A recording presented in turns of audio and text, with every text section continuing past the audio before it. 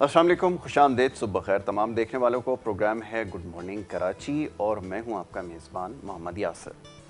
नाज़रीन, प्रोग्राम में अपने मुख्तलिफ मामलात पर गुफ्तगू होती है। मसाइल के हवाले से समाजी मसाइल हों, माशरती मसाइल हों, मौशी मसाइल हों, तमाम ही मसाइल प्रोग्राम में ज़ेर बहस आते हैं। ख़ास तौर पर तालीमी मामलात प्रोग्राम में हम डिस्कस करते हैं और उसके साथ साथ बात होती है आपकी सेहत के हवाले से। गुज़िश्ता दिनों कुछ सवालात मौसूल हुए थे सेहत के हवाले से और ख़ास तौर पर जो फ़िटनेस है उसके हवाले से। कुछ देखने वालों ने पैगामात भेजे और वो ये चाहते थे कि प्रोग्राम में इस मौजू के ऊपर गुफ्तगू की जाए। तो इसी मुनासबत से आज बड़े ख़ास मेहमान स्टूडियोज़ में हमने मदऊ कर रखे हैं और उनसे हमारी गुफ्तगू होगी आज फ़िटनेस के हवाले से। अब फ़िटनेस के हवाले से काफ़ी ज़्यादा अवेयरनेस पाकिस्तान में आ चुकी है और पहले सिर्फ बॉडी बिल्डिंग को ये समझा जाता था कि सिर्फ जिम जाना, हैवी वेट्स उठाना ये कोई ख़ास स्पोर्ट्स है। लेकिन अब क्योंकि बड़ी तेज़ी से लोगों में अवेयरनेस आई, जैसे मैंने कहा, तो फ़िटनेस के ऊपर काफ़ी ज़्यादा ध्यान दे रहे हैं। अब जिम जाना, ट्रेनिंग करना और ट्रेनिंग से रिज़ल्ट हासिल करना ये एक बड़ा अहम काम है। यंगस्टर्स के लिए आज ख़ास तौर पे बड़ा ख़ास प्रोग्राम है और उनके लिए जो फ़िटनेस के अंदर मुकाम बनाना चाहते हैं, बाकायदा इसको अपना करियर परस्यू कर रहे हैं, उनके लिए ख़ास तौर पे आज बड़ा ही ख़ास प्रोग्राम है।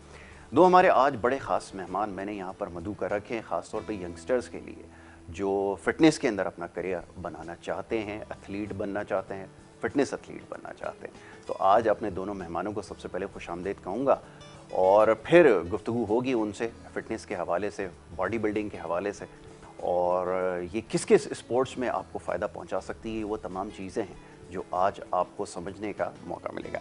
सबसे पहले मौजूद मेहमान यहाँ पर मौजूद हैं हमारे साथ जनाब अब्दुल मजीद साहब, जो कि एक ख़ुद प्रोफेशनल एथलीट भी हैं, सीनियर जिम ट्रेनर भी हैं और फ़िटनेस के हवाले से बहुत अरसे से काम भी कर रहे हैं। बहुत सारे फ़िटनेस एथलीट उन्होंने तैयार किए जिन्होंने बड़े बड़े कॉम्पिटिशन्स में पार्ट लिया।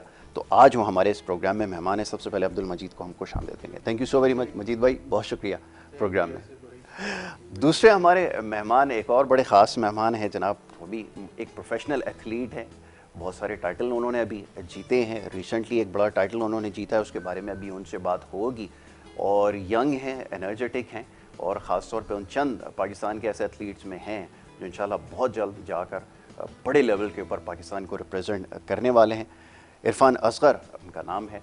इरफान को हम वेलकम करेंगे। Irfan, thank you so very much, बहुत शुक्रिया प्रोग्राम में हमें वक्त देने के लिए। इरफान, फ़िटनेस के हवाले से आज मैं चाहता हूँ ज़रा लोगों को पता चले कि इसमें करियर बनाना और इसको करियर के तौर पे परस्यू करना एक कैसा है और पाकिस्तान में बड़ी तेज़ी से जो है इसका रुझान बढ़ रहा है फ़िटनेस का, बॉडी बिल्डिंग का। इसके बारे में मैं जानना चाहूँगा। तो ये बताइए कि आप कैसे इसमें एंटर हुए, कैसे ये ख्याल आया कि इसको अपना करियर जो है वो बनाया जाए? जी यासर भाई, बहुत थैंक यू सो मच, आपने हमें इनवाइट किया शो पे। फ़िटनेस का रुझान जैसा कि आपने कहा कि बहुत बढ़ चुका है और ये बिल्कुल सच है। और ख़ास तौर कराची पे तो बहुत सारे लोग जो है फ़िटनेस की तरफ आ रहे हैं। लोगों को अवेयरनेस मिली है इस चीज़ की कि फ़िट रहना है, फ़िटनेस भी किसी चीज़ का नाम है। तो बड़ी अच्छी बात है, फ़िट रहना चाहिए हर इंसान को, अपनी फ़िटनेस का ख्याल रखना चाहिए। और क्योंकि ये एक बहुत एक्सपेंसिव स्पोर्ट है, तो जिसके लिए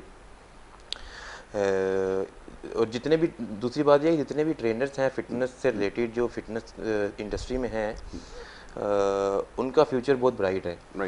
वो यहाँ पे भी और इवन के जो बैरून मुल्क में भी ट्रेनर्स हैं वो बहुत अच्छा अर्न करते हैं, क्योंकि उनकी स्पोर्ट जो है वो काफ़ी महंगी है, बहुत एक्सपेंस होते हैं, तो वो बहुत अच्छी अर्निंग करते हैं। स्पॉन्सर्स वगैरह भी होते हैं उनके पास, सपोर्ट भी गवर्नमेंट की स्पॉन्सर्स वगैरह भी मिलते हैं डेफिनेटली, बट सारा कुछ तो खुद नहीं कर सकते, कुछ खुद से करते हैं, कुछ हेल्प हो जाती है। तो ये चीज़ें सब साथ साथ ही होती हैं। स्पेशली जब आप बॉडी बिल्डिंग कॉम्पिटिशन्स खेलते हैं, तो बॉडी बिल्डिंग जो है वो फिटनेस की एक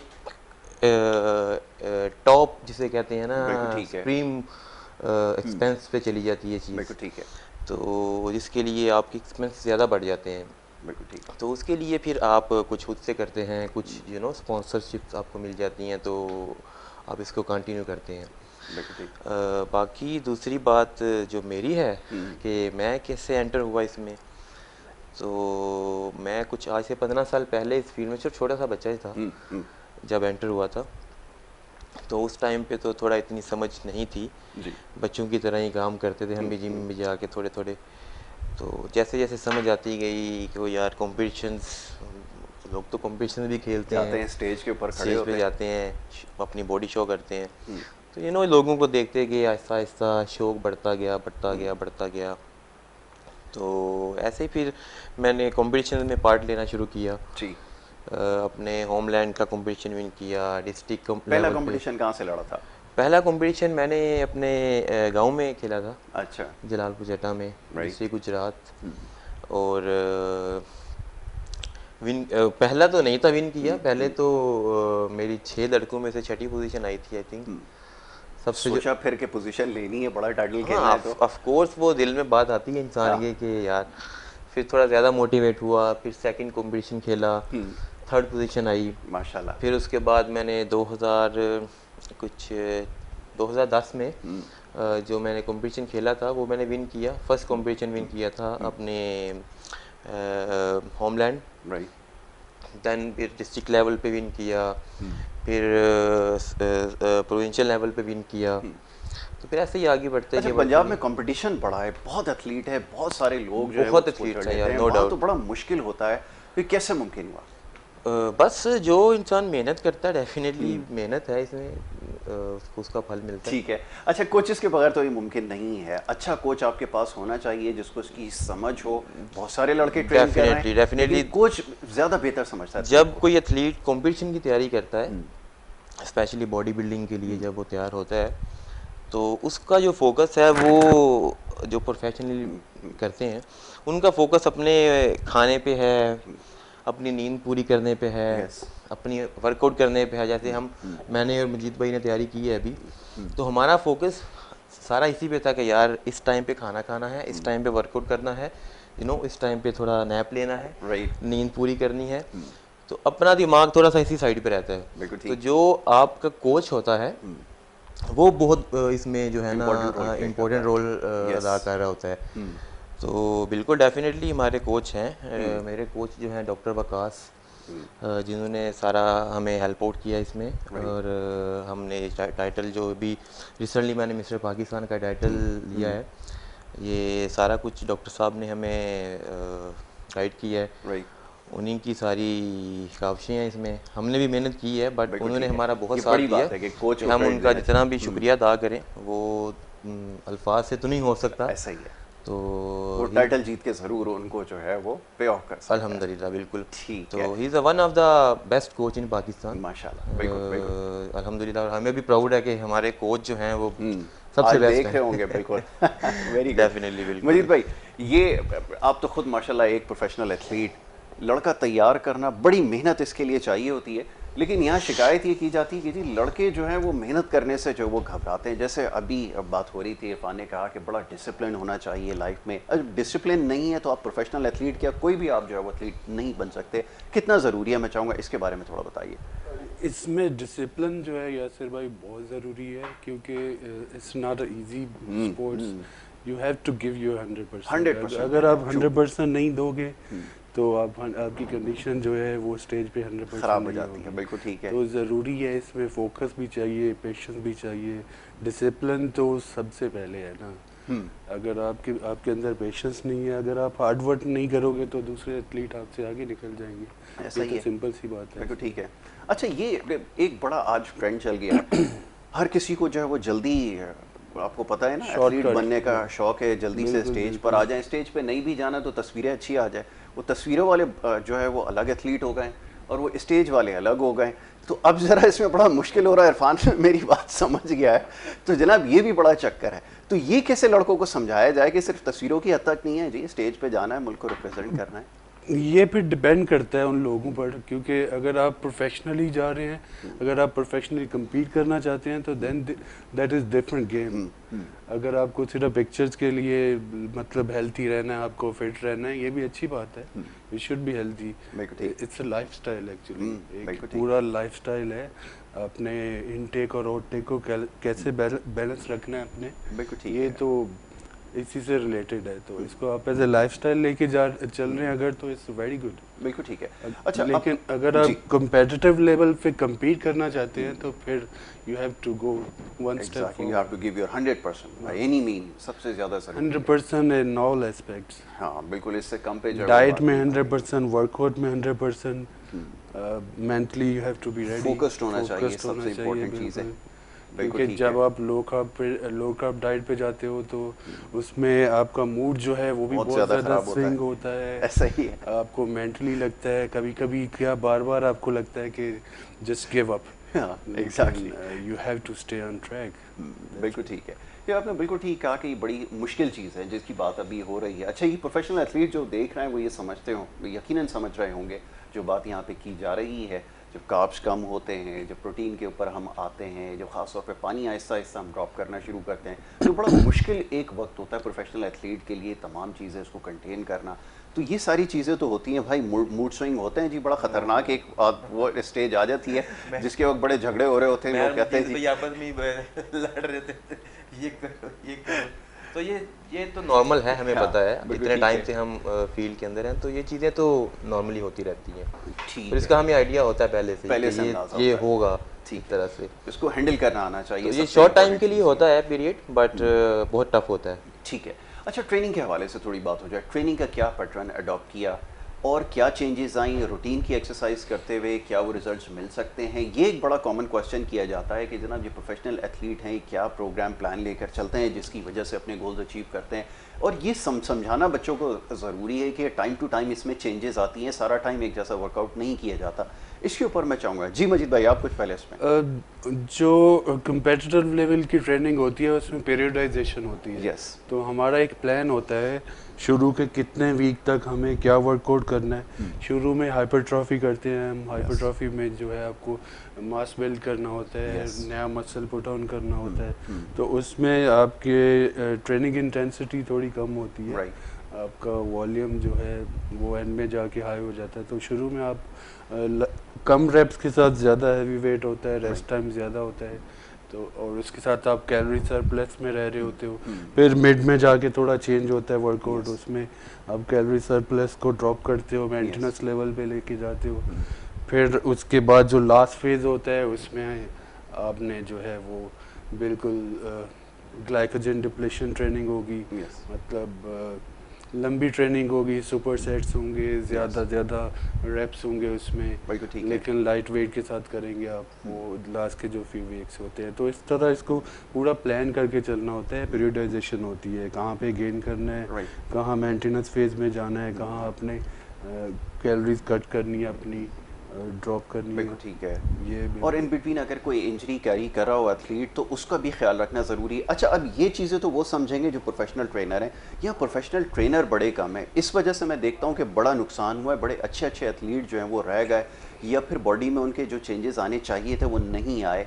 ये एक बड़ा मसला हुआ। तो ये प्रोफेशनल ट्रेनर्स को अब कहाँ से लेकर? ये हमारे यहाँ पे बहुत ही बड़ा मसला है एक प्रोफेशनल ट्रेनर्स का, क्वालिफाइड ट्रेनर्स का। बेसिकली यहाँ पर जितने ज़्यादा ट्रेनर जो मैंने देखे हैं वो एक दूसरे से सीख के, या जो थोड़ा बहुत नॉलेज होता है उसी को लेके चल रहे होते हैं।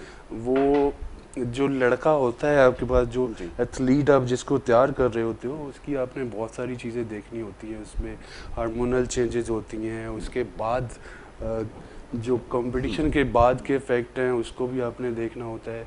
तो you have to worried about his health as well, जो यहाँ पर नहीं किया जाता। एग्जैक्टली। तो बहुत चंद कोचेज़ हैं जो ये चीज़ देख कर चलते हैं। तो मैं जितने भी लोग इस फील्ड में आना चाहते हैं मैं उनको यही बोलूँगा कि यार आप पहले प्रॉपर रिसर्च करो, कोई ऐसा कोच पकड़ो जो क्वालिफाइड हो और जिसको पता हो कि आपकी हेल्थ जो है वो सबसे ज़्यादा इम्पोर्टेंट है। एग्जैक्टली, बिल्कुल ठीक है। I have been working with international chains. मैं दुबई में था 3-4 साल, मैंने वहाँ काम किया है एज अ पर्सनल ट्रेनर। तो यहाँ पर लैक ऑफ नॉलेज है थोड़ा, लेकिन आहिस्ता आहिस्ता इम्प्रूव हो रही है। बिल्कुल ठीक है। अच्छा जी, अब इरफान साहब ये बताइए कि जैसा भी बात हो रही थी ट्रेनिंग की, क्या दिमाग में रखा? क्योंकि यहाँ पर हो ये रहा है आजकल के लोगों का जो एम्फेसिस है वो ज़्यादा है इंस्टाग्राम पे या दीगर जो ऐप्स हैं उसके ऊपर, ये सोशल नेटवर्किंग के ऊपर ज़्यादा वो हैं, वो उसी के लिए फ़िज़ीक अपनी उस हिसाब से बना भी रहे हैं और उसके ऊपर अर्न भी कर रहे हैं। बहुत सारे मैंने बड़े नाम देखे इंटरनेशनली भी जो हैं वो एथलीट हैं, उनका सारा फोकस सिर्फ इंस्टाग्राम के ऊपर अब टाइटल से कम होता जा रहा है। कभी ख्याल आया कि इसके ज़रिए ही अपना काम जो वो स्टार्ट कर लें बजाय इसके कंपटीशन को परस्यू करें? नहीं, ख्याल तो आई थिंक हर किसी को आता ही होएगा, बट चूंकि हमें बॉडी बिल्डिंग का शौक़ है, मेरा पैशन भी है, मजीद भाई का भी पैशन है, तो हमें इसका ज़्यादा ख्याल आता है कि यार हम इसको परसू करें, ना कि उस पर जाएं। वो तो साथ साथ हो ही रहा है, ऐसा स्लोली ग्रेजुअली हम चल रहे हैं उसमें भी। बट मेन तो ये है ना, वो तो वही है जो आपने पहले बात की है कि पिक्चरों वाले लड़के और प्रोफेशनल अलग होते हैं, तो वो भी ज़रूरी है। जैसे आज ज़माना आपको पता चेंज हो गया, लोग बहुत ज़्यादा इन चीज़ों को भी देखते हैं, सोशल मीडिया पे, इंस्टाग्राम, फेसबुक, ये चीज़ें लोग देखते हैं। तो आई थिंक जो आपकी फील्ड है प्रोफेशनली जिसको आप लेके चल रहे हैं, मेरे ख्याल से हमारे लिए ज़्यादा इम्पोर्टेंट ये है कि हम उसको लेके साथ चलें, ना कि हम इस साइड पे आएंगे तो हमारा वो काम डिस्टर्ब होएगा, फिर हमें इसको ज़्यादा टाइम देना पड़ेगा। बिल्कुल ठीक है। तो ये दोनों डिफरेंट चीज़ें हैं, लेकिन उसको साथ रखना भी ज़रूरी है, बिल्कुल ठीक है, ज़रूरी समझा जाता है। ठीक है। अच्छा, अब ये बताओ कि अब क्या प्लान क्या कर रखा है, क्योंकि पाकिस्तान का टाइटल जीत लिया, अब क्या आगे प्लान है? इंटरनेशनली एक्सपोजर लेना है, क्योंकि टीम तो अच्छी है, मजीद भाई जैसे लोग यहाँ पर हैं, सज्जाद भाई हैं, और हमारे बहुत सारे लोग ऐसे हैं आपके इर्द गिर्द मौजूद हैं, क्या उनका कहना है? यासिर भाई, बिल्कुल पाकिस्तान का टाइटल ले लिया, अब इंशाल्लाह इंटरनेशनली जो है हम इसको करेंगे, पाकिस्तान को रिप्रेजेंट करेंगे। हमारा मेरा तो अभी जो इनका आ रहा है कंपटीशन दिसंबर में शायद, यस, अभी जिस फेडरेशन का WFF का मैंने पाकिस्तान विन किया है, यस, इनका यूनिवर्स आ रहा है, मिस्टर यूनिवर्स, मिस्टर वर्ल्ड का कंपटीशन थाईलैंड में, उसके लिए भी इंशाल्लाह ताला मैं करूँगा। और देखें, टैलेंट तो बहुत है पाकिस्तान में, बिल्कुल, जैसे कि अभी बड़े अच्छे अच्छे लड़के हैं, तो हम इंशाल्लाह ये कोशिश कर रहे हैं कि हम प्रो कार्ड की तरफ जाएं, क्योंकि इतने टाइम से पाकिस्तान में कोई गोल्ड नहीं लेके आया। बिल्कुल ऐसा ही। तो इंशाल्लाह अब ऐसी चीज़ें हैं यहाँ पे, ऐसा इतना टैलेंट है कि हम गोल्ड लेके आ सकते हैं। बिल्कुल ठीक है। तो एक प्लेटफॉर्म चाहिए बस उनको। एग्जैक्टली, प्लेटफॉर्म अगर होगा तो फिर ये जाके डिलीवर कर सकेंगे। अच्छा मजीद भाई, एक बड़ा इशू चले, अब ये तो क्योंकि एथलीट है, कम्पिटिटिव स्पोर्ट्स के अंदर है, या एक और बड़ा मसला पाकिस्तान में, ये तेरा लड़का है, ये मेरा लड़का है, इस चक्कर में लड़का भी स्पॉइल हो रहा है। फिर 1 दर्जन के करीब अब वो जो दोस्त हमारे देख रहे हैं वो थोड़ा सा वो कर लेंगे, लेकिन चलें मैसेज सब तक पहुंच जाए कि वो फेडरेशंस के चक्कर में फंस कर रह गया। बहुत सारे एथलीट मैंने देखे जिनके अंदर बड़ा पोटेंशियल था, वो सिर्फ इस वजह से कि वो तेरी फेडरेशन है, ये मेरी फेडरेशन है, इसमें मारा गया। ये सिलसिला कब खत्म होगा? यासिर भाई, ये सिलसिला तो बहुत टाइम से चलता आ रहा है, तो हम भी ढूंढ रहे हैं कि कोई ऐसी जगह हमें मिल जाए, ऐसा प्लेटफॉर्म मिल जाए जिस पर ये सारी चीज़ें ना हो। तो देख रहे हैं हम भी, लेकिन प्लेयर तो फोकस टू बी ऑनेस्ट ये तो होता है और होता रहेगा। मुझे नहीं लगता कि ये अभी अगले चंद सालों में आसानी से ख़त्म हो जाएगा, क्योंकि ये जो डिवाइड हुई हुई हैं 3-4 फेडरेशनें अलग अलग, कितना ही अच्छा होता अगर ये एक प्लेटफॉर्म पर सारे होते।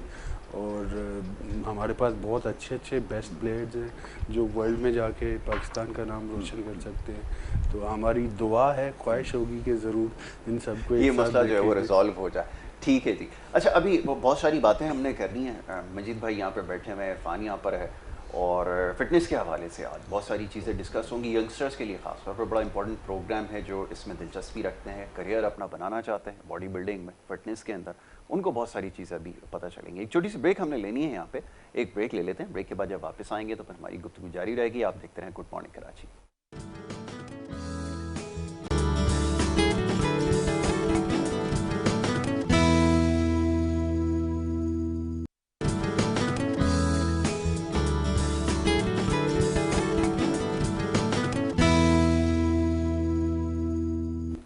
Welcome back once again. आप देख रहे हैं प्रोग्राम गुड मॉर्निंग कराची, और ब्रेक पे जाने से पहले जी बात हो रही थी कुछ फिटनेस के हवाले से, बॉडी बिल्डिंग स्पोर्ट्स के हवाले से, और बहुत सारे मैसेजेस मौसूल हुए पूरे पाकिस्तान से, तो फिटनेस के हवाले से ज़रूर आप बात करें। मेरा खुद क्योंकि ज़ाती इसमें लगाव बहुत ज़्यादा है, और इसके ऊपर कोशिश करता हूँ कि जब भी मौका मिले प्रोग्राम में ज़रूर बात करूँ।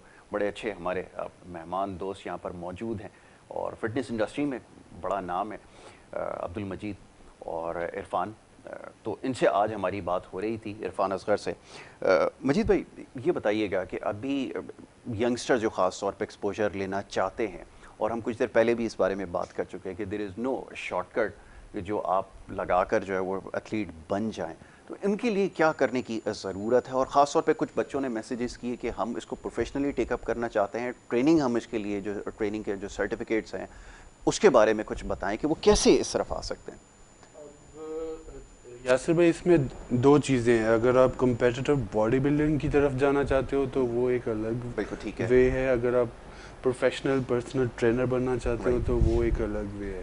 पर्सनल ट्रेनर जो है उसकी अभी मार्केट में पाकिस्तान में तो बहुत ज़्यादा एक्सपोजर है, क्योंकि बड़ी बड़ी इंटरनेशनल चेन जो है वो अगले कुछ सालों में आपके पास आ रही हैं। बहुत बड़े बड़े जिम खुल रहे हैं। एक तो आ भी गई है UFC, 4 एकड़ पर उन्होंने जिम खोला है, बाहर से सारे जिम ट्रेनर लेके आ गए। तो अगर आपको पर्सनल ट्रेनर बनना है, इसको एज अ कैरियर लेके चलना है, तो आपको फिर ऐसी सर्टिफिकेशन करनी है जो वर्ल्ड वाइड रिकग्नाइज हो। ठीक है। उसके लिए सबसे टॉप पर जो अभी जो सर्टिफिकेशन चल रही है उसमें ACE है, अमेरिकन काउंसिल ऑफ एक्सरसाइजेज है, उसके बाद NASM है, उसके बाद आपका UK बेस का लेवल 2 लेवल 3 है। वो थोड़ा डिफरेंट होता है उसका स्टडी स्ट्रक्चर, लेकिन ये सारी जो हैं वर्ल्ड वाइड रिकग्नाइज्ड है। आप जो भी सर्टिफिकेशन कर रहे हो सबसे पहले आप ये चेक करो कि उसकी वर्थ क्या है। यहाँ पर अभी मैंने देखा है कुछ लोग IFPA करवा रहे हैं, वो भी ठीक है। उसको लेके उसका प्रोसेस ये होता है कि सबसे पहले आप सर्टिफिकेशन करेंगे। सर्टिफिकेशन करने के बाद जो है आप रेप्स से एक रजिस्टर्ड एक्सरसाइज प्रोफेशनल एक बॉडी होती है, उसके पास जाएंगे, अपना सर्टिफिकेट लेके वो चेक करेंगे कि ये सर्टिफिकेशन जो है ये वर्ल्ड वाइड रिकग्नाइज्ड है। अगर उनकी लिस्ट में आपकी सर्टिफिकेशन है तो वो आपको रजिस्टर कर लेंगे और वो आपको इक्विवेलेंसी दे देंगे लेवल 3 या लेवल 2 जो भी आपकी होगी। उसमें कैटेगरीज होती हैं A B C D। तो A का मतलब होता है कि आप फुली क्वालिफाइड पर्सनल ट्रेनर हो। उसके बाद यहाँ पर बात ख़त्म नहीं होती। आपने सर्टिफिकेशन कर ली और आप बैठ गए, हाँ जी आप पर्सनल ट्रेनर हो, नहीं। अगर आप इंटरनेशनली काम करना चाहते हो, बड़ी चेन्स हैं जो गोल्ड जिम हो गया, फिटनेस फर्स्ट हो गया, as I was working in Gold's Gym and Fitness First, तो हर साल जो है आपकी जो सर्टिफिकेशन है उसको रिन्यू करना पड़ता है आपको। उसके लिए CPD होती है, कंटिन्यू प्रोफेशनल डेवलपमेंट। उसके 12 पॉइंट चाहिए होते हैं हर साल आपको। तो आपको अपना नॉलेज जो है वो हर साल रिफ्रेश करना होगा। बिल्कुल ठीक है, अपडेटेड आप वो 12 पॉइंट लेने के लिए आपको समझो कि 2-3 छोटी छोटी सर्टिफिकेशन करनी पड़ेगी हर साल। फिर आप लेके जाओगे, फिर आपका जो कार्ड है रेप्स का वो रिन्यू होगा। तो आहिस्ता आहिस्ता आपका नॉलेज भी बढ़ता रहेगा, आप मास्टर ट्रेनर बन जाओगे। तो एक जगह पे नहीं रुके हुए, डे टू डे इसके ऊपर आपने डे टू डे जो है आप इस पे काम कर रहे हो, आपका नॉलेज बढ़ रहा है। आप इसी तरह से आप जो है इंडस्ट्री में आ सकते हो। बिल्कुल ठीक है। यहाँ अगर आप करना चाहते हो तो यहाँ पर भी बहुत एक्सपोजर है। आप इंटरनेशनल लेवल पे जाना चाहते हो कहीं, UAE में बहुत एक्सपोजर है, आप किसी और कंट्री में चले जाएं, लेकिन सर्टिफिकेशन ऐसी हो जो वर्ल्ड वाइड वैलिड हो, रिकग्नाइज्ड, एक्सेप्टेबल हो। दैट इज़ वेरी इंपॉर्टेंट कि आपको इसको अपडेटेड रखना है और ये कहीं पर जो है वो ब्रेक नहीं लगने वाला है। इरफान, अब आपको एक नेक्स्ट लेवल एथलीट बनना है। अब ये समझना बड़ा ज़रूरी है कि बहुत सारे एथलीट मैं जानता हूँ ऐसा जो अपने एक जगह वेट आकर उनका स्टक हुआ, एक जगह उन्होंने अपनी कंडीशन को होल्ड किया, उन्होंने कहा कि अगर ज़्यादा वेट की तरफ जाएंगे या अलग कैटेगरी में फॉल करने की कोशिश करेंगे तो हो सकता है कि फिर कंडीशन वैसी ना हो। ये कभी दिमाग में आया कि इन सारे चैलेंजेस को आगे किस तरह टैकल करना है, किस तरह वेट आगे लेके जाना और फिर अगली क्लास कैसे खेलनी, ये तमाम चीज़ें दिमाग में हैं? जी बिल्कुल यासिर भाई, दिमाग में है। इन चीज़ों को आप स्लो ही आगे लेके जा सकती हैं। ऐसा नहीं है कि कोई जादू नहीं है कि अगली क्लास में जाना है और ऐसे हो जाएगा। आप अपनी जो आपका जो फूड इनटेक होता है आप उसी में चेंजिंग करते हैं। जैसे मेरी अभी जो कंडीशन थी पाकिस्तान के कंपटीशन में, अल्हम्दुलिल्लाह बहुत अच्छी थी। कितने वेट के ऊपर खेला था? ये मैंने खेला आई थिंक 93 पे या 93। When we started he was 104 kg। अच्छा। तो स्लोली ग्रेजुअली हमने उसको डिक्रीज किया, कैलोरीज कट डाउन की आहिस्ता आहिस्ता। उसमें बॉडी टाइप क्योंकि इसका ऐसा है क्योंकि ज़्यादा फैट नहीं कंटेन किया होगा तो मेरे ख्याल में इतना ज़्यादा प्रॉब्लम नहीं है। ज़्यादा फैट नहीं आता इसमें, वेट की इतनी ज़्यादा इंपॉर्टेंस नहीं होती। ऑफ कोर्स अगर आप छोटी क्लासेस में हो तो फिर तो थोड़ा हर बंदे का दिल होता है कि यार मैं ऊपर जाऊँ बड़ी क्लास में, लेकिन अगर आप 80 से लेके 95 के बीच में फॉल करते हो कहीं भी, तो कंडीशनिंग सबसे ज़्यादा ज़रूरी है। जी जनाब, अब बताइए। तो जी बिल्कुल सही, मजीद भाई ने जैसे कहा है कि कंडीशनिंग जो है प्रोफेशनल जो एथलीट्स हैं बॉडी बिल्डिंग के, उनके लिए कंडीशनिंग बहुत ज़्यादा ज़रूरी है। स्टेज के ऊपर आपकी कंडीशनिंग होएगी तो आप खूबसूरत लगोगे, अच्छे लगोगे, आपके जो मसल्स हैं प्रॉपर अच्छी क्वालिटी में नज़र आने चाहिए, जिसे क्वालिटी मसल कहते हैं। तो हाँ, बड़े कंपटीशन पे जाने के लिए आपको टाइम देना पड़ता है अपना वेट गेन करने के लिए, आपके जो नए मसल बिल्ड्स होते हैं उनके लिए, तो आपको कुछ लॉन्ग टाइम के लिए अपनी बॉडी को जो है उस पर काम करना पड़ता है। तो इवेंचुअली आपको एक आइडिया हो जाता है कि हाँ यार, अब मैं इस पॉइंट पे जाके जो है ना, ये मेरा लेवल जो है कंपटीशन का, अब मैं इसको ठीक है, इसमें पार्ट ले सकता हूँ, हिस्सा ले सकता हूँ, खेल सकता हूँ। तो ऊपर से आप जो आपके कोच होते हैं वो भी आपको देख रहे होते हैं। बिल्कुल ठीक है। तो ये चीज़ें सारी पूरा एक प्लान होता है जिसको हम फॉलो करते हैं। बिल्कुल ठीक है। बड़े कंपटीशन पे जाना है तो देखें, मास गेन करने के लिए आप पूरा साल मेहनत करते हैं। जी। एक जैसे अभी मैं मिस्टर पाकिस्तान हुआ हूँ, मैं बोलता हूँ कि मुझे नेक्स्ट किसी बड़े कंपटीशन में जाना है 1 साल बाद, तो मैं हार्डली मास अगर गेन करूँगा पूरे साल में तो 2 kg से ज़्यादा गेन नहीं हो सकेगा। बिल्कुल ठीक है। और वो भी बहुत मुश्किल से होएगा। अच्छा, ये प्रोफेशनल एथलीट बता रहे हैं आपको, ये सुन लें, क्योंकि यहाँ पर ये एक बड़ी डिबेट होती है पाकिस्तान के अंदर कि मास गेन करना है तो हमें 10, 12, 14 kg मास 4 महीने में 6 महीने में हो जाए, तो ये बड़े काम की बात बता रहे हैं। यहाँ सबसे पहली बात ही यही पूछी जाती है कि ये कितनी देर में बनाया आपने? मुझे 1 साल में मैं बन जाऊंगा आप जैसा। कंपटीशन के बाद मुझे अभी वैसे भी नॉर्मली लोग पूछते रहते हैं, कंपटीशन के बाद मुझे कहते हैं कितना टाइम हो गया यार आपको करते हुए। एग्जैक्टली। तो ये सवाल जो है ये कोई अजीब सा लगता है सुनते हुए कि कितना टाइम हो गया। ऑफ कोर्स यार, टाइम हो गया, बहुत टाइम हो गया करते हुए, कोई 2 दिन का तो काम है नहीं है। तो आप 2 kg मास 1 साल में गेन करते हैं, तो सोच लें हम जैसे प्रोफेशनल एथलीट, ओलंपिया लेवल के एथलीट जो हैं वो 2 kg से ज्यादा गेन नहीं कर सकते क्वालिटी मसल मास बहुत ज्यादा वो भी। बिल्कुल। हाँ, वैसे आप बल्किंग में जाते हैं तो आप 20 kg भी गेन कर लेते हो, आप 30 kg भी गेन कर लेते हो, but muscle mass that is something different. बिल्कुल ठीक है, वो 1 या 2 kg से ज्यादा। तो मसल मास जो है, हाँ, आप अपनी मसल की क्वालिटी को खूबसूरत कर सकते हैं। बिल्कुल ठीक है। इन बिटवीन यही होता है कि जब हम बल्क कर रहे होते हैं तो हमें वहाँ ज़्यादा हार्ड वर्क करना होता है। बिल्कुल ठीक है, जो मसल डेवलप हो सके। मजीद भाई, ये 1 साल के अंदर मैंने देखा है यहाँ पे 4-4 कंपटीशन बच्चों को जो वो खिला रहे होते हैं, और वो स्टेज के पीछे वो पड़ा हुआ था। अगले दिन भी मैंने उसको उठाया तो कहने लगा इस महीने में कोई तीसरा कंपटीशन में खेल रहा हूँ। तो मैं बड़ा हैरान हुआ कि ये भी एक बड़ा मसला है कि अभी बच्चों को ये जाकर हर कंपटीशन के अंदर वो कहते हैं जी फलाना ईस्ट में खेल लो, इधर खेल लो, ये भी खेल लो। वो 1 महीने के अंदर 3 कंपटीशन या 4 कंपटीशन खिलवा रहे हैं, ये कैसे मुमकिन हो सकता है? बिल्कुल आपने सही फरमाया यासिर भाई। यहाँ पर देखा है मैंने, ऐसा होता आ रहा है क्योंकि कंपटीशन फेडरेशन भी इतनी ज़्यादा हैं, तो लोग चाहते हैं कि यार कंडीशन ही लड़के की एक डिस्ट्रिक्ट का हो रहा है, उसके अगले हफ्ते दूसरा आपका मिस्टर कराची का हो रहा है, तीसरे हफ्ते आपका सिंध का हो रहा है। तो होता है उसमें ये होता है कि आपकी हेल्थ पे जो है बहुत सारे नेगेटिव इम्पैक्ट आते हैं। जब यहाँ पर तो डायरेटिक बेस लेवल के दिए जाते हैं कि जिसमें आपका पोटेशियम तक आपकी बॉडी से, ब्लड से भी आपके सब कुछ निकल जाता है, तो वो फिर क्रैम्पिंग पड़ रहे होते हैं, which is very dangerous to be honest। तो बच्चों की हेल्थ के साथ भी जो है वो आप वो खेल रहे होते हैं। तो ये होता होगा, कभी ऐसा हुआ कि जी एक कंपटीशन खेल रहा हूँ, कंडीशन अच्छी है, दूसरी जगह भी खड़ा हो जाता हूँ, आता है आदमी को? हाँ, होता है। अगर थोड़ा सा डिफरेंस हो तो डेफिनेटली कर लेना चाहिए, बट उसका एक पूरा तरीकाकार होता है, पूरा एक प्रोसेस होता है। क्योंकि ये जो लास्ट 2 वीक्स होते हैं, इसको हम लोग इसको कहते हैं बॉडी बिल्डिंग में लास्ट पीक वीक्स। तो पीक वीक में आपको बहुत ही केयरफुली चलना होता है, हर चीज़ को एक्यूरेट लेके एक छोटी छोटी चीज़ देखनी होती है। खाना अपने टाइम पे खाना है, सोना है अपने टाइम पे, वर्कआउट उसी सेम टाइम पे करना देर है, पहले आपने स्टार्ट करनी एग्जैक्टली कार्ब लोडिंग इतनी करनी है, पूरा एक्यूरेट हर चीज़ को मेजर करके आप खाते हैं। राइट। जैसे हम भी फूड खा रहे थे, फिर अगर आपको ऑलरेडी पता है कि यार ये संडे को मेरा कंपटीशन है, फिर उसके बाद अगले संडे को है, तो आप कार्ब लोडिंग उसी हिसाब से करोगे, उसके कंपटीशन के फौरन बाद आपको कब ब्रेक अच्छा ये तो बता दें कि आपके वो जो ट्रेनर थे, एक मैंने उनसे पूछा था ये बैक स्टेज जाकर, मैंने कहा कि ये कार्ब लोडिंग इसकी कितनी देर पहले आपने करवाई थी, क्योंकि कंडीशन देखकर उसके मुझे लग रहा था उसकी लोडिंग सही नहीं हुई।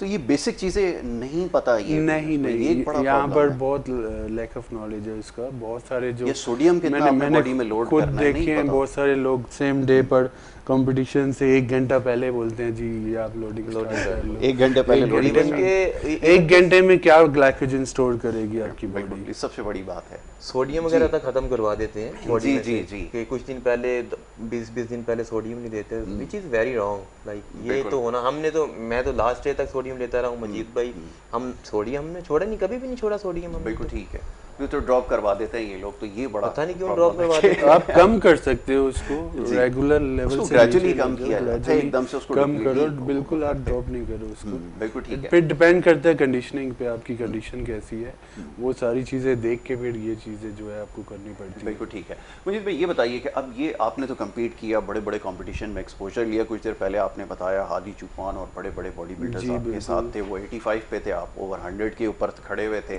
तो ये भी बड़ी बात है। लेकिन देन वो उसके बाद कहाँ चला गया, कितना बड़ा बॉडी बिल्डर बन गया। हमारे यहाँ प्रॉब्लम क्या नज़र आ रहा है, एक तो जेनेटिक्स का बड़ा प्रॉब्लम है, ये तो एक अलग डिबेट है, इसके ऊपर तो एक अलग से प्रोग्राम मैं आपके साथ करने लगा हूँ कि जेनेटिक्स का बड़ा इशू है। लेकिन उसके अलावा क्या वीकनेसेस नज़र आती हैं? आफ्टर वेरी लॉन्ग टाइम मैंने देखा कि इरफान मुझे एक ऐसा नज़र आया जिसके मैंने देखा कि हैमस्ट्रिंग बड़े अच्छे डेवलप हुए हैं, ग्लूट्स बहुत अच्छे हैं, काउस मसल बहुत अच्छे हैं, तो ये तो मुझे बड़ी कम चीज़ें नज़र आई है। इस एरिया पे ज़्यादा काम क्यों नहीं हो? यहाँ पर मुझे जो मेन इशू लगता है सबसे ज़्यादा वो होता है कि जब एथलीट एक बार compete करता है उसके बाद वो लंबे टाइम के लिए ऑफ सीज़न चला जाता है। वो कुछ तो ऐसे लड़के हैं जो ट्रेनिंग भी छोड़ देते हैं, 6-6 महीने तक ट्रेनिंग नहीं करते, उसके बाद फिर वो वापस जाते हैं, फिर ट्रेनिंग स्टार्ट करते हैं, फिर से back to track.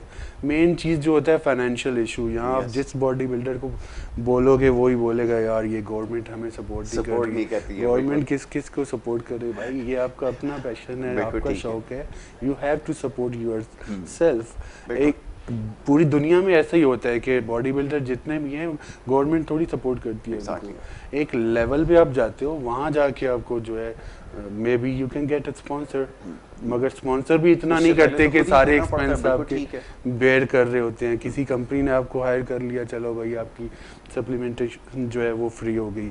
When I was in Dubai I got sponsorship from US and UK, तो 1 साल तक चलता रहा मेरा उनके साथ। वो भी मुझे हर महीने एक कार्टन भेज देते थे कि हाँ भाई ये आपके सप्लीमेंट। वही हमारे लिए बड़ी ब्लेसिंग होती है जी, कोई एक सप्लीमेंट का डब्बा जो है वो गिफ्ट कर दे।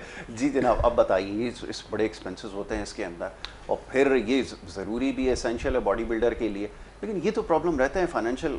आपको पता है कि जब तक सपोर्ट ना हो कैसे मेंटेन करते हैं? जी बिल्कुल यासिर भाई, एक लेवल पे जैसे मजीद भाई ने आके बोला है कि आपको ज़रूरत पड़ती है कि आपको स्पॉन्सर्स चाहिए होते हैं, उसके बगैर आप नहीं कर सकते। ठीक है, हो ही नहीं पाता। अब बड़े लेवल पे जैसे आगे भी मैंने बात की है कि पाकिस्तान में बहुत अच्छे एथलीट हैं, और अगर ठीक है कुछ खुद से भी करते हैं, कुछ सपोर्ट मिल जाती है, स्पॉन्सरशिप मिल जाती हैं, तो इंसान अच्छे टाइटल लेके आ सकता है, गोल्ड लेके आ सकता है पाकिस्तान के लिए। पाकिस्तान को रिप्रेजेंट अगर कोई कर रहा है तो आई थिंक गवर्नमेंट को भी थोड़ा चाहिए ख्याल करे उनका, ठीक है, एथलीट्स का, उनकी तरफ थोड़ा सा ध्यान दें।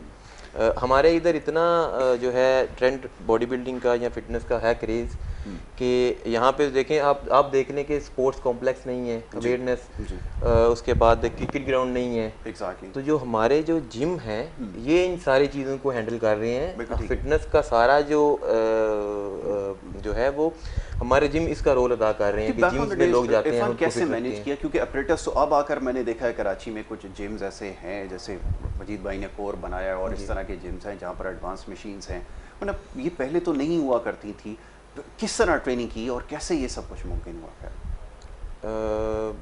नहीं, अब जब जैसे जैसे अवेयरनेस आ रही है तो अच्छे जिम बनते जा रहे हैं। पाकिस्तान में बहुत अच्छे जिम अब आ रहे हैं। मेजॉरिटी ऐसी है जिनको मशीन्स का नाम भी यहाँ पर नहीं पता होता कि अब वो कैसे उसको रखेंगे जब तक आप उसका नाम ही नहीं पता होगा। वो चीज़ जिम के अंदर कैसे मजीद भाई आप लेकर आएंगे, ये तो बताइए ज़रा। नहीं, उसमें अभी जो है बहुत नेक्स्ट लेवल की मशीनें आई हुई हैं, इंटरनेशनल जिम्स हैं, जैसे आपके ये मैट्रिक्स ने अभी बहुत सारी नई वैरायटी लॉन्च की है, लेकिन मुझे लगता है कि अगले 1-2 साल में वो सारी चीज़ें आने वाली हैं। अच्छा, एक प्रॉब्लम और भी है, चले ऑनेस्टली स्पीकिंग बहुत सारे लोग इस फील्ड से एसोसिएटेड हैं जो जिम ओनर हैं, लेकिन उनका फिटनेस से कोई लेना देना नहीं हाँ, है। ये है बात। ये एक बड़ा मसला हमें रहा है कि जब भी हम जाते हैं किसी से बात करते हैं, वो कहते हैं जी हमारा कोई बैकग्राउंड नहीं है, just for the sake of investment, और हमने उसके लिए वो जिम बना लिया है। ऐसे उसमें क्या किया जाए, बताएं ज़रा। क्यों उन्होंने देखा कि मार्केट में कोई इतना बड़ा है स्पेस, तो जाकर स्पेस है, अपॉर्चुनिटीज़ हैं, तो ठीक है, उन्होंने इन्वेस्ट कर दिया। अब ये है कि यहाँ पे क्वालिफाइड लोगों की बहुत ज़्यादा कमी थी, लेकिन अब आके जो है आहिस्ता आहिस्ता वो चीज़ें बेहतर हो रही हैं। इंशाल्लाह अगले कुछ सालों में और बेहतर होगी, इम्प्रूवमेंट आ जाएगी। बिल्कुल। ठीक है इरफान, लास्टली यंगस्टर्स को मैसेज क्या देंगे जो प्रोग्राम देख रहे हैं, जो आपको फॉलो कर रहे हैं, आप जैसा बनना चाहते हैं, उनको क्या मैसेज देंगे? मैसेज ज़रूर होना चाहिए उनके लिए, ताकि वो इससे कुछ सबक सीखे। शॉर्टकट के अलावा भी और कुछ बता। सबको अपनी हेल्थ का ख्याल रखना चाहिए, फिट रहना चाहिए, अच्छा खाना खाना चाहिए। मेरे ख्याल से इससे अच्छा लाइफस्टाइल नहीं हो सकता कि आप खुद को फिट रखते हैं, अच्छे कपड़े पहनते हैं, अच्छा खाना खाते हैं, अच्छा सोते हैं, और ये सबसे अच्छी बात है। बिल्कुल ठीक है, इससे अच्छा कोई लाइफस्टाइल नहीं। सोच आपकी पॉजिटिव हो जाती है, ये बड़ा एग्जैक्टली जी। आप not even you are getting physically strong, you are getting mentally strong as well. जब आप फिटनेस में रहेंगे एज अ लाइफस्टाइल, इसको लेके चलेंगे तो बहुत सारी चेंजेस होंगी, आपके मूड में चेंजेस होंगी, आप मेंटली स्ट्रांग फील करोगे, चलने फिरने में ही आपको अच्छा लगेगा। बिल्कुल ठीक है, तो इसको एज अ लाइफस्टाइल लेके चलना चाहिए। यहाँ पर बहुत इशू है हमारे, एक तो हमारे खाने जो हैं वो बहुत कैलोरी डेंस हैं, लोग जो है वो एक मील में पूरे दिन की कैलोरीज कंज्यूम कर लेते हैं। एग्जैक्टली। ये आपने इसको इनटेक और आउटटेक को बैलेंस रखना। अच्छा, ये डाइट और न्यूट्रिशन के हवाले से प्रोग्राम एक रखते हैं इंशाल्लाह जल्द, उसके अंदर आपको बताएंगे कि आपको अपनी डाइट और न्यूट्रिशन को कैसे जो कंट्रोल रखना है, ये मैक्रो न्यूट्रिएंट्स क्या होते हैं, माइक्रो न्यूट्रिएंट्स क्या होते हैं, बॉडी में किस तरह काम करते हैं, वो तमाम चीज़ें इंशाल्लाह। क्योंकि इस वक्त तो हमें ब्रेक लेना होगा, हमारे सेगमेंट जो है यहाँ पे इख्तिताम पजीर होता है, लेकिन नेक्स्ट टाइम इंशाल्लाह जब ज़हमत देंगे तो बहुत सारे मामला पर गुफ्तगू करेंगे। आज क्योंकि हमारी पहली एक सेटिंग थी, तो इसके अंदर हमने कोशिश ये की कि जो इनसे रिलेटेड जो चीज़ें हैं उसके ऊपर थोड़ी सी बात कर ली जाए। मजीद भाई, thank you so very much, बहुत शुक्रिया आपका कि आपने अपना वक्त दिया। Irfan again thank you so very much, आपको इसी तरह जो है हम बुलाते रहेंगे, यंगस्टर्स को बड़ी मोटिवेशन इससे मिलेगी और बड़ी काम की बातें आपसे पता लगी। और मैंने एक चीज़ इरफान में बड़ी अच्छी देखी है, वो बड़े अरसे के बाद मैंने ऐसा कोई एथलीट देखा है जिसकी सोच बड़ी पॉजिटिव है। मैंने बड़े मुश्किल और टेक्निकल क्वेश्चन भी किए, लेकिन बड़ा पॉजिटिवली इसने जो है वो उसका जवाब दिया। ये शो करता है कि ये एक अच्छा और मैच्योर एथलीट है। तो यहाँ पर एक ब्रेक लेने का वक्त है, ब्रेक की तरफ जा रहे हैं। ब्रेक के बाद आएंगे schedule guest doctor Salman Siddiqui साहब यहाँ पर हमारे साथ मौजूद होंगे और उनसे हमारी गुफ्तगू होगी। तो ब्रेक ले रहे हैं, वापस आएंगे। आप देखते रहें गुड मॉर्निंग कराची।